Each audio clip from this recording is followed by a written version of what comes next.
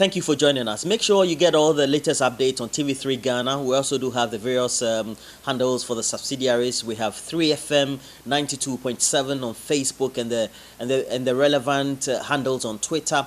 We have Instagram and also YouTube. We are at the Ghana Armed Forces Command and Staff College, and here to speak to the Dean and Director of Academic Affairs, we have Professor Vladimir Antwi Danso right here to speak to us. And I have to say that thank you for joining us for today. Thank you for having me once again. What do you think about the sentiments coming from young people about some level of dissatisfaction with the system we have in our country, Ghana?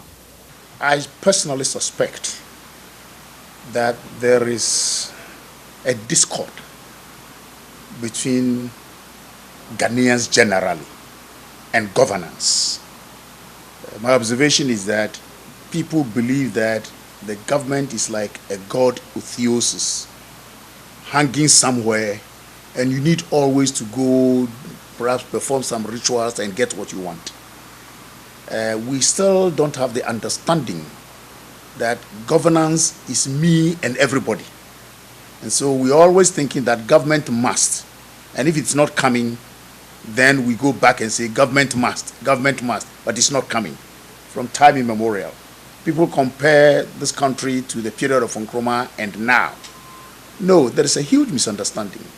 During the period of Nkrumah, what you call the boom decade, in the 60s when Africa got independence, commodities were in abundance. And then that was the basis for development in the developing countries. So there was the commodity boom. Nkrumah was exporting about 550,000 tons of cocoa every year abroad. And cocoa price was 320 pounds a ton. And that alone could look after Ghana without the diamonds, the timber. So everything was free. And then we had all those things. It will never happen again. All right? Period after period, things change. And we have not understood this in the international arena vis-a-vis our own. So today, I can see the youth with a big expectation. And that expectation gap is what is causing the syndrome. That, oh, I want to be like this. I have to be like this. We have this and we have this. Why am I like this? It's an expectation gap. And I blame the politicians. We have created that gap. The politicians have created a gap, promising the people that will do everything for you. And then when it's not forthcoming, the people suffer from a syndrome. That syndrome I have always called expectation gap syndrome. But the young people may be right, not necessarily wrong after all. You know, they can compare. They now look at YouTube, they see countries like the UAE, they see China, they see Europe, and they want to have these things. Comparisons are always very good. But in philosophy, we say when you compare something to the other, then the attributes in the comparison must be the same. So if I say you and I are the same, then same means your shoulders, your height, your everything must be like mine. Those countries we are referring to, we say Korea started with us, Thailand started with us, Hong Kong, whatnot. I mean, we're comparing Rwanda, a country has so much love. There are some other attributes we lack seriously, and that is why they are there and we are here. One is discipline. 2, non-corruption. 3, hard work, the habit of can-do spirit. I just returned from Rwanda. And at the workshop, I saw young men being paraded, each one telling their own story. There is a young guy called Patrick. He said he will visit me in Ghana. You need to tell the story to Ghanaians. He just finished the university.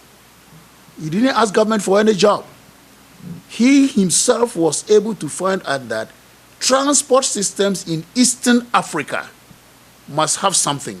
And he designed a project, IT, for transport. And it's now what is being used in Kenya, Uganda, Rwanda. And he's mentioned as one of the best, youngest CEOs in the East African community, like ECOWAS. Can you imagine?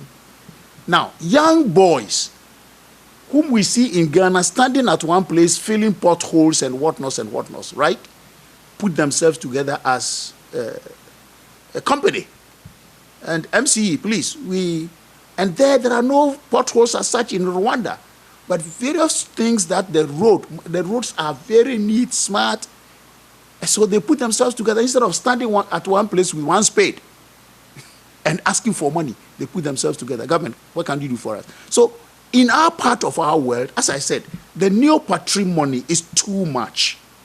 Neo-patrimony is where we sit down with our hands between our thighs and asking government to do everything. And the government also promising that I would do. That is the bane.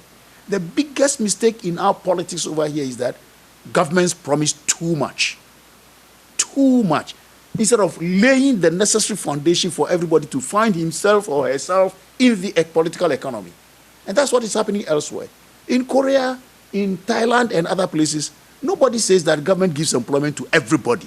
No, they create the necessary apertures for everybody to move in. We are not, and we are not even training our people for them to have that self-realization. Everybody, look at people, Galamsey. Government has put the structures there. It is not a good thing. Let's stop it. What are people telling government? Somebody was insulting Nana Akufo-Addo, the president. And I felt so bad when I saw that clip. And then telling him that, the next, this won't vote for you. It's like the person does not even understand what development is all about. That Galamsey, that's what I would do. And spoil the rivers. The future generation will not. You can't do this in Korea. You can't do this in any other part of the world where they are comparing us to. So I believe the education hasn't gone down well. Number two, governments are promising too much. The freebies are too much. Other than that, we are not going to go anywhere. Government cannot do everything. But let me ask you this. Do you think government is creating that cliche of a phrase, the enabling environment for young people and for the development that we need to take place? That's what I'm saying, that these things are not happening here because of our structures. Because there is no constitutionalism in our country, even though we have a constitution. Because there is no institutionalism. Because when you have a structure where the constitution is working, and the constitution works propped by institutions, then you think things work well. Do we have the rule of law in Ghana? Lee Kuan Yew, you were talking about, he was more of a dictator than any other person, and things worked. I told you in the my earlier submission that we are so undisciplined because of the kind of canopy hanging over our head, political canopy. How many of our politicians have realized that we need to go by the things you and I are talking about, constitutionalism, institutionalism, period. And everybody is so disciplined that whatever you're doing is according to the constitutional order. It's according to what the institutions. We are denigrating all our institutions. The EC is not good. He must go because I didn't appoint it. This thing will not work. Oh, the police, this. We are denigrating our institutions at every point, as if what we want is what the institutions must do. But the institutions must work only according to the remit given them by the Constitution. And then we all fall in line. Are we falling in line? I agree with you. I blame the politicians because most of them themselves are undisciplined. This Galamsey, there are all the rumors, allegations that they are the ones who are behind it. I am inclined to believe it. Chiefs, whatnot. Is that part of the constitutional order? That's what I'm saying. We are the people who should bring these things out and make sure that government is also in line. If we don't do these things, excuse me, but for heaven's sake, let me not blaspheme. If you bring Jesus Christ to govern Ghana and there is no constitutionalism or institutionalism, we aren't going to get anywhere. Let's take the situation of the National Security Coordinator for the Ashanti region. A former police head of the Ashanti region itself had been in Accra. We're talking about DCO Pio Parado, treated in a way by so-called officials of the national security itself or party hoodlums. That definitely is a non-starter. When I heard about that, where are we going? And it is because the politicians use these hoodlums. They begin to be, they are beholden to them when they are in governance. How can the head of state appoint somebody and a group calling itself whatever, supporting that government, would go and sack that person from the office because they didn't like him? This is the constitutional order I'm talking about. This DCOP is a very fine gentleman, I know him. And it shouldn't happen. I mean, he doesn't have to put the DCOP on his chest as he walks about. And I thought even if he had that, they would have done the same thing to him. It's very, very unfortunate, and I think all of us must sit up. That is exactly what we're talking about. Indiscipline. Did they have the right, according to any part of the Constitution, to do that? It means we don't understand constitutionalism, the rule of law. That's exactly what I'm alluding to. There's so much indiscipline in our country, we should be very careful. From where I sit, when you don't nip these things in the bud and steer the country towards the right path, when instability sets in, the fire cannot be doused. Let's watch Nigeria and watch Nigeria carefully. I've been traveling to Nigeria several times. The last time I went there, that wasn't the last time, but the last time I saw what I didn't like, and I was telling the professors I was with, that this country is going towards something we cannot contain. So much indiscipline, from their parliament house all the way to the ordinary street. Long after that, Boko Haram started. And it is not because the Nigerian authorities and the Nigerian army are completely incompetent, impotent, no. But because Nigerian society is undisciplined. That is why Boko Haram has not been able to be doused. Indiscipline, period. So you're saying there's a correlation between the indiscipline among the political class, the loss of our values, the instability that we're witnessing currently, and then also being the bad virtues among the citizenry who are also calling for some of these things? Look, when the politicians go wayward, undisciplined, amassing wealth, they are in their V6, V8, waving and passing and helping people to help them maintain that standard. And the people helping them turn themselves into groups supporting such a system. We go nowhere. Then institutions begin to slack. Then the Constitution itself becomes useless and hopeless. And we are gradually getting there. It's sickening. And those of us from this side of the spectrum, I mean, I'm talking about security, we're scared. So what do you make of the hashtag, the fix the country and fix yourself, being the counter one that has been generated over the last week or two, and the pent-up feeling among young people? Every generation has the right to ask rulers to fix the country because of what they've seen. But what is the youth telling us? Do they understand what is going on wrong, for which reason it must be fixed? And that is why the counter one, which is talking about fix yourself, is also very plausible. I mean, are we fixing ourselves? Check the youth. The unruly behavior of the youth. Someone nearly scratched my car. So, madam, for why? Oh, Soho. I mean, I was like, but what could I do? Should I come to the street and fight him? And it's all over the place. If we ourselves are undisciplined, how do we expect the system to work? So, fix yourself is a plausible kind of asking. Fix the country. It's also so plausible, telling the government some things are going wrong. We don't like it. Let it be us who are creating that problem. That's why I understand about the hashtag. Let us assume that, yes, we are the bad ones who are creating the problems for this country. But we're asking government to fix it. It's legitimate. Very legitimate. Government, help us to fix it. But at the same time, we must start with ourselves. We really must start with ourselves. I'm telling you, institutions of the country are not working according to the remit of the Constitution because we are undisciplined. How many policemen do we have? About 33,000. It's woefully inadequate. What kind of police system do we have? Is it commensurate with the new demands of the country? What type of military do we have? What type of people do we recruit into the military? What type of people do we recruit into the police service, the security services, and that kind of thing? Are things working the way they should work in order that the system should work? So the fix the nation, fix yourself, they are all extremely plausible kind of demand, and we need to. Look, we need to. I've always said, and when I'm discussing things with my colleagues, I said, I think people are talking about benevolent dictatorship, which cannot come now. But look at what the military is now doing, and kudos to the CDS.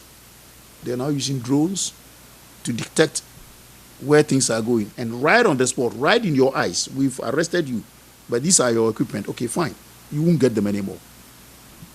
People are saying it's incorrect, it's a rule of law, they must be taken to court. Damn it. They are destroying them right at the correct place. Of course, yes, legally, whatever it is. Let the legal this thing take its course. I think we need some kind of, using both the carrot and the cane kind of thing to fix the country. What do you mean by that? Carrot is when you trying to bait the person to, education and whatnot. This is not good, this is good, and that kind of thing. And then the cane is when the slightest infringement of the law is punished in such a way that it becomes a deterrent. So you both the carrot and the cane to fix the country. It's a question I've been meaning to ask you and people of your ilk. Look, the dawn of the Fourth Republic, based on your experience, having experienced all the governance structures from the First Republic up to now, when we're having this Fourth Republic, what were your expectations? What now have you seen from 2000 that makes you think that we have a lot to fix in our country? Our generation was a generation of hope. Our generation, we were full of enthusiasm. My background, a humble background from a poor village, but the young pioneer inculcated in me the spirit of nationalism, the spirit of volunteerism. And all along those days, there was a kind of national canopy encouraging you to be a nationalist. And all things can be added onto you. So our generation from that time, we're Ghanaians. We love Ghana. We believed in hard work without looking for merits, remunerations, and that kind of thing. Then the revolution, or various kinds of revolutions. But let me be blunt with you as an academician. I'll tell you that any revolution that does not steer itself according to the logic of revolutions create more problems for the country ahead. Look at Russia. The logic of socialism and or communism, the basic tenets of dialectical materialism, which means that nothing stays static. At any point in time, T1, time T2 is different. And you must steer the course to make T2 relevant from T1, moving yourself to T3. When you miss the step, the chaos in Russia. Now, they don't know whether we are going capitalist or, and there's so much chaos, something you couldn't have expected some 10, 20 years backwards. We had the same thing here. You remember I wrote an article about Jerry, and I said, I'm sorry for him because he was also suffering from the same thing, the syndrome I mentioned, expectation gap syndrome. The man was seeing Canaan. He wanted to take Ghana there. This is what we do. People were killed, people were beaten, people's properties were lost. Where did we go? We went nowhere. And the new generation that came became expectant generation of doing nothing but getting everything. So there's no hard work. You find a way of getting this thing, getting closer to politics and that kind of thing. Just find a way of getting closer to politics, and that is your heaven. So for me, when I compare my generation, my youthful days, to this generation, I think we have a lost generation. A generation, most of whom on the streets are unruly. In the evening, you see them in churches, singing and jumping and what? Because also, the priest or the pastor is telling them, do nothing. God is going to bring it. Yours is to speak in tongues and shout. That's where we are. Then we have young politicians who don't understand nation building, who don't school themselves in actual nation building. For them to understand that bickering and shouting and insult don't bring anything for development. But that constitutionalism, institutionalism, knowledge. Look, we are in a world, globalization has taught us that going forward is what is called knowledge economy. The head. We can be be shouting about our diamond, gold, and everything. It will bring nothing. It's the knowledge economy. Look at Dubai, Qatar. How many? 20, 30 years ago, the population of Qatar was no more than 200,000. What are we talking about? So the way we do our politics, the way the new generation have believed in, whether they are revolutionaries or whatnot, they believe that revolution means being rowdy, insolent, non-respectful, brings anything. So for heaven's sake, our generation was a tailor-measured generation, believing in what we can do. Look at me. I come from a very poor village. My village is called Kwamitia. It's not on any map. Maybe on a topo sheet you will see it. And me and my brother is an associate professor also in Winneba. That's where we come from. But we rose because the situation then could allow us to rise. Now, people don't want to rise.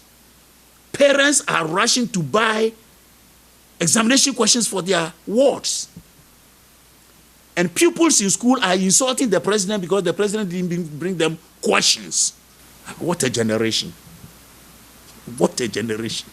What would be your counsel, your advice to young people who seem to think that they need to lead a certain revolution out there, knowing that we've had recent revolutions? You can take Syria, you can take Libya, and even before, many of them that have always ended disastrously. Those people I've taught before know me very well, that my counsel is in something my father taught me. He says, radicalism without rationality is sheer stupidity. So you can be radical, but your radicalism must be rational to expect to end well. And so even if it's a revolution, revolutions are not bad in themselves. They must be calculated. The end game must be sought. What is the end game? And as I said, if you make a misstep and you have no clue as to where to go again, that is where the revolutions flounder. And what we are having in the world is the impatience of the youth. At times they believe that they know it all. They can do it. But no, they want to destroy without knowing how to fix. I've always said that Rawlings' revolution was one of those. Things were going wrong, we agree. It was destroyed, but how to fix going forward. And the carpet was now moved away from his feet. And that was it. The current youth must take steps to fix themselves, to fix this nation. Force government. Look, the Lee Kuan Yews, no matter how they were dictators, they knew where they were going. And then, whilst asking the youth to follow, the youth also led him to get to where they have to go. And I have always said, I wrote a small article about Kagame. His leadership is what we call transformational trait leadership. What do we mean by transformational trait leadership? You lead from in front because you know that something is wrong and you go in. Gentlemen, let's go. As you move and they know where they're going, you come to the middle and you let the population take the lead. As you are in the middle with them, you mix. Then you come to behind. See where if they are wrong, you go forward again. And this is exactly that type of leadership Kagame is proving. He was in front, took part in the war, led them all the way to the victory. So everybody was looking up to him. When they saw where he was going and they took it up, they were ahead of him. And then he's now behind, completely behind. Things are going on in an organic way in Rwanda. So was Lee Kuan Yew. So are the Qataris and whatnot and what the oil, no way. When they found the oil, they said, what do we do with it? Now it is factored into the budget.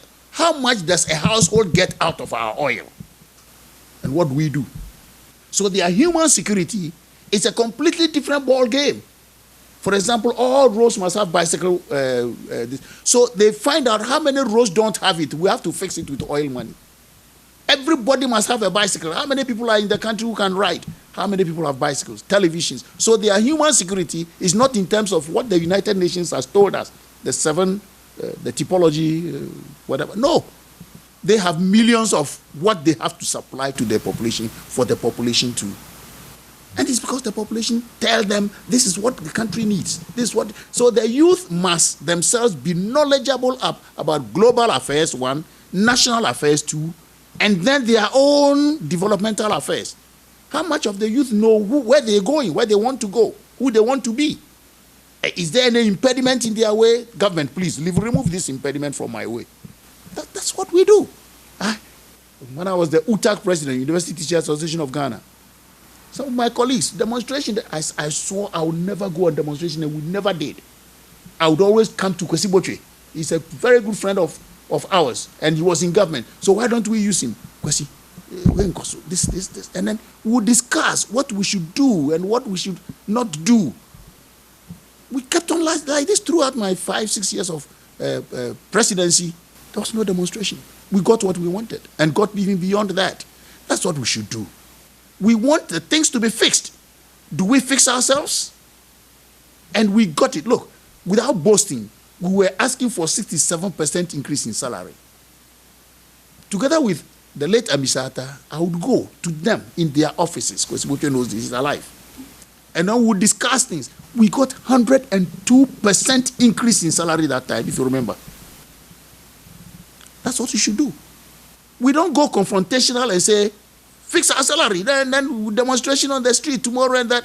And Jerry Lawrence, you know that time. When I left office, let me remind you, when I left office in 1992, what happened? My successor didn't want to talk to government. And they went on demonstration. 10 months, the universities were closed. Let me use the Ghanaian parlance. Did we go or did we come? So this is what I always tell the youth. Radicalism without rationality is sheer stupidity. Well, thank you for speaking to us. We've been speaking to the director and also the dean of academic affairs for the Ghana Armed Forces Command and Staff College, and Professor Vladimir Antwi Danso is always a known personality, has been dominating the media since I started practicing. So you just have to make sure that you stick and stay with the assignment. We'll bring you more of these discussions further on. But get on to TV3 Ghana. We also do have 92.7 being the handle for 3FM. You get all those latest updates on Facebook, Twitter, Instagram, and YouTube. That'll be it for now. Bye-bye.